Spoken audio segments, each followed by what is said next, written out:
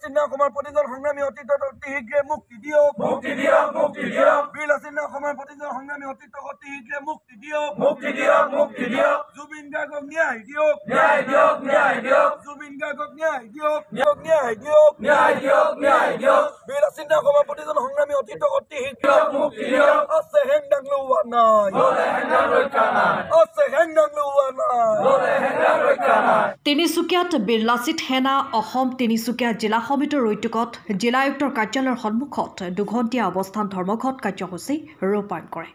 কাৰ্যসূচীৰ জৰিয়তে কাৰাবন্দী হৈ থকা বীৰ লাচিত সেনাৰ সংগ্ৰামী সৈনিক কেন্দ্ৰীয় সমিতিৰ মুখ্য সচিব ৰন্টু পানী ফুকন, উপসভাপতি উজ্জ্বল ৰাজখোৱা, তথ্য আৰু প্ৰচাৰ সচিব উৎপল দত্ত, যুটীয়া বিত্ত সচিব তন্ময় চেতিয়াৰ লগতে তিনিচুকীয়া জিলা সমিতিৰ মুখ্য সচিব বিপ্লৱ গগৈক অতি শীঘ্ৰে মুক্তি কৰি দিবলৈ দাবী জনায়।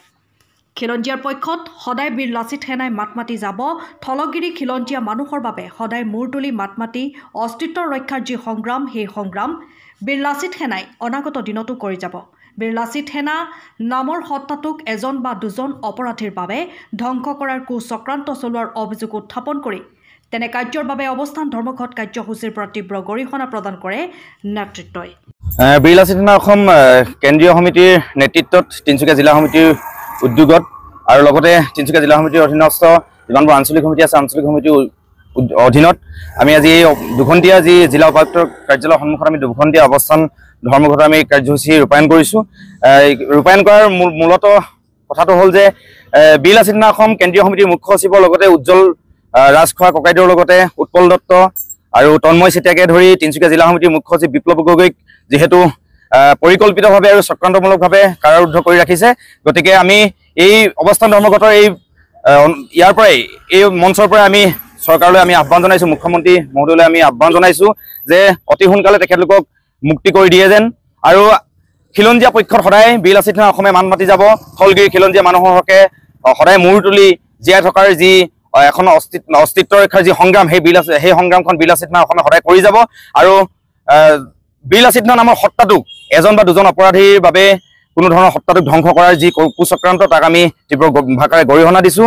আৰু আগন্তুক দিনত এই চক্ৰান্তমূলকভাৱে কুপৰিকল্পিতভাৱে যিসকল ব্যক্তিক আমাৰ সতীৰ্থ সৈনিকসকলক কাৰাৰুদ্ধ কৰি ৰাখিছে, তেখেতলোকক পুনৰ আমি ইয়াৰ পৰাই দাবী জনাইছোঁ, দাবী উত্থাপন কৰিছোঁ। আৰু ভাৰতীয় ন্যায় ব্যৱস্থাৰ ওপৰত আমাৰ আস্থা আৰু বিশ্বাস আছে, তেওঁলোকক অতি সোনকালে মুকলি কৰি দিবৰ বাবে আমি ইয়াৰ পৰা আহ্বান জনাইছোঁ।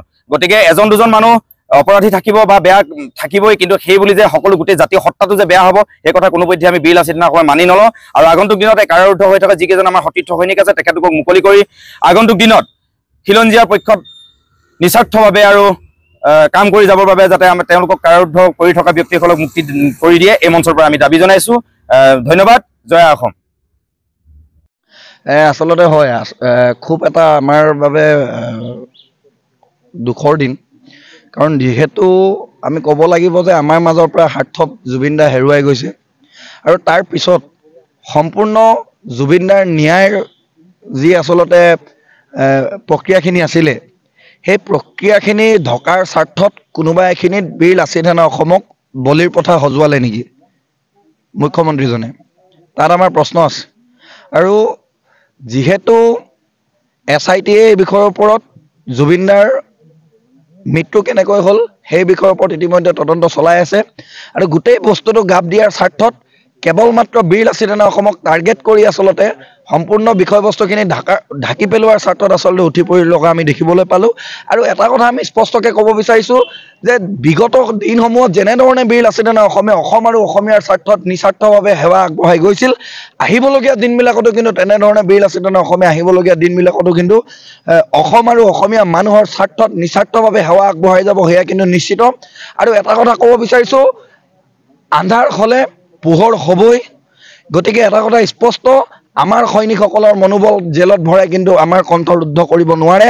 এটা কথা স্পষ্ট যে আহিবলগীয়া দিনবিলাকত কোনো ইয়াত অবৈধ বাংলাদেশীৰ ইয়াত দপদপনি চলিবলৈ দিয়া নহ'ব, না বাংলাদেশীৰ দপদপনি চলিবলৈ দিয়া নহ'ব, আৰু না কোনোবা সেইখিনিত অনা অসমীয়াৰ দপদপনি চলিবলৈ দিয়া হ'ব, সেয়া কিন্তু স্পষ্টকৈ কৈ দিব বিচাৰিছোঁ। গতিকে এখন ঐক্যবদ্ধ সংগ্ৰামৰ বাবে আমি বীৰ লাচিত সেনা অসমৰ প্ৰতিজন সংগ্ৰামী সতীৰ্থ সাজু হৈ পৰিছোঁ। গতিকে আমি এটা কথা স্পষ্টকৈ কৈ দিব বিচাৰিছোঁ জেলত ভৰাই আমাৰ কণ্ঠৰুদ্ধ কৰিব নোৱাৰিব। এখন ঐক্যবদ্ধ সংগ্ৰাম হ'ব, অসমীয়া 1 বছৰৰ স্বাৰ্থত সংগ্ৰাম হ'ব।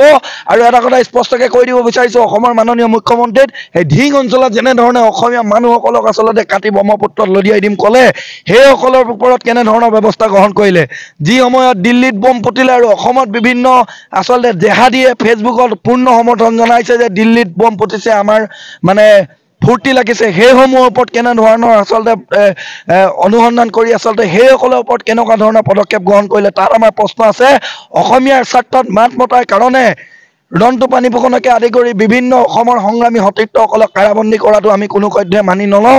গতিকে এটা কথা আজি তিনিচুকীয়া জিলাৰ এই জিলা আয়ুক্ত মহোদয়ৰ সন্মুখৰ পৰাই কৈ দিব বিচাৰিছোঁ যে খুব কম দিনৰ ভিতৰত যদি আমাৰ যদি সতীৰ্থসকলক মুক্তি নিদিয়ে, অন্যথা কিন্তু এখন গণতান্ত্ৰিক আন্দোলনক সমূহ অসমৰ খিলঞ্জীয়া জনগণক লৈ গঢ়ি তুলিম, সেয়া কিন্তু স্পষ্ট কথা। হয়, বীৰ লাচিত সেনা অসম তিনিচুকীয়া আঞ্চলিক সমিতিয়ে আচলতে আজি এক অৱস্থান নামত কাৰ্যসূচী ৰূপায়ণ কৰিবলগীয়া হৈছে। কাৰণ আমাৰ কেইবাগৰাকীও শীৰ্ষস্থানীয় সতীৰ্থক ইতিমধ্যে কাৰাৰুদ্ধ কৰি ৰখা হৈছে। ৰন্টু পানী ফুকন আমাৰ মুখ্য সচিব, উৎপল দত্ত, তন্ময় চেতিয়া, লগতে তিনিচুকীয়াৰ মুখ্য সচিব বিপ্লৱ গগৈকে ধৰি কেইবাগৰাকীও আমাৰ সতীৰ্থ সৈনিকক যিদৰে কাৰাৰুদ্ধ কৰি ষড়যন্ত্ৰমূলকভাৱে কাৰাৰুদ্ধ কৰি বন্দী কৰি ৰাখিছে, এই কাৰ্য আচলতে বীৰ লাচিত সেনাই কোনো কাৰণে সহ্য নকৰে।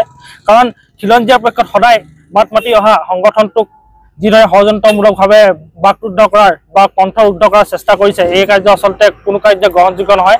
আমি অসমৰ মুখ্যমন্ত্ৰী ডাঙৰীয়াক অনুৰোধ জনাইছোঁ যাতে খিলঞ্জীয়াৰ পক্ষত সদায় থিয় হৈ খিলঞ্জীয়াৰ হকে মাত মাতি অহা বীৰ লাচিত সেনাৰ নামৰ এই হত্যাটোক যাতে সন্মান কৰি যিসকল সতীৰ্থক ইতিমধ্যে তেওঁলোকে কাৰাৰুদ্ধ কৰিছে তেওঁলোকক মুকলি কৰি দিয়ক। আৰু খিলঞ্জীয়া ছাত্ৰত মাত মাতি থকা এই সংগঠনটোক যিদৰে এটা অপশক্তি আৰু বহিৰাগত শক্তিয়ে ধ্বংস কৰাৰ যি পৰিকল্পনা কৰিছে, এই শক্তিৰ পৰা যাতে এই স্বপ্নটোত যাতে মুখ্যমন্ত্ৰী ডাঙৰীয়া নপৰে আৰু তেওঁলোকে যাতে আমাৰ সতীৰ্থসকলক মুকলি কৰি দি পুনৰ খিলঞ্জীয়া স্বাৰ্থত বলিষ্ঠ কণ্ঠই মাত মাতি যোৱা যাতে সবল ৰাস্তা মুকলি কৰি দিয়ে, তাৰ বাবে মুখ্যমন্ত্ৰীক অনুৰোধ জনাইছোঁ। আৰু যদি ইয়াৰ পাছতো যদি তেওঁলোকে যদি আমাৰ সতীৰ্থসকলক মুকলি কৰি নিদিয়ে, তেনেহ'লে কিন্তু বীৰ লাচিত সেনাই কিন্তু গণতান্ত্ৰিকভাৱে পুনৰ আন্দোলন কাৰ্যসূচী চলাই যাব।